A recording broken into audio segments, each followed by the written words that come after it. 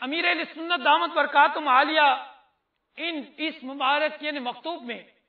اسلامی بہنوں کے لیے جو مدنی پھول ارشاد فرماتے ہیں کہ اسلامی بہن کا بے پردگی کرنا حرام ہے،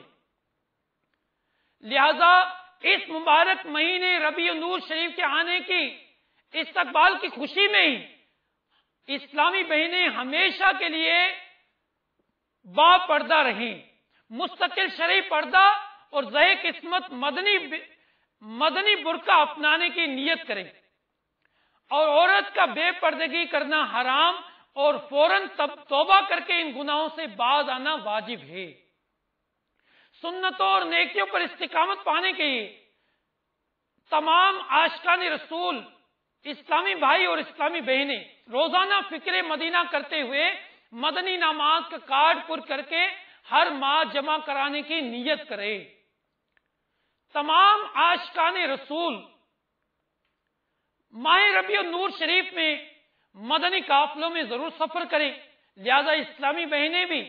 اپنی ذمہ داران سے مشاورت کر کے اسلامی بہنوں کے مدنی قافلوں میں نیت کریں کہ ماہ ربیع النور شریف میں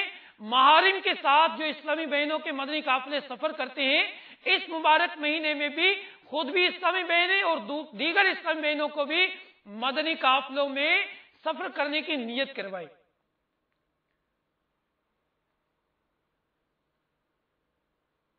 لہذا اسلامی بہنیں بھی کوشش کریں کہ اپنے گھر والوں کی مدد سے اپنے گھروں کے اوپر بلب اور جھنڈوں سے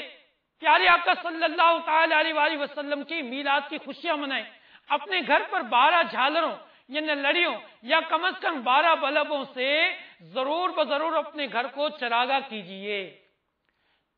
تو مدنی چینل کے ناظرین اور اجتماع میں پردے میں رہ کر سننے والی اسلامی بہنوں، آپ یہ امیر اہل سنت دامت برکاتہم عالیہ کا مکتوب، امیر اہل سنت دامت برکاتہم عالیہ کا تحریر کردہ رسالہ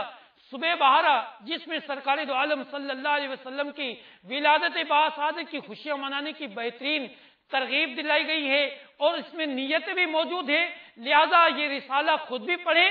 اور اس رسالے کو اسلامی بہنیں اجتماعی میلاد میں اس کو لنگر میں تقسیم کریں، اور اسلامی بھائی بھی اور مدنی چینل کے ناظرین بھی جو اس اجتماع میں شامل ہیں اور یہ بیان سن رہے ہیں، لہذا امیر اہل سنت دامت برکاتہم عالیہ کا یہ رسالہ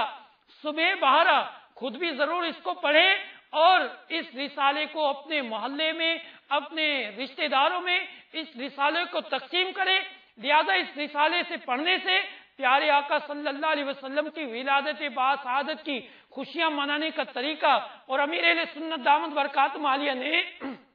اچھی نیتیں بھی تحریر فرمائی ہیں، لہذا اس رسالے کو ضرور بضرور پڑھیں۔ اللہ تبارک و تعالی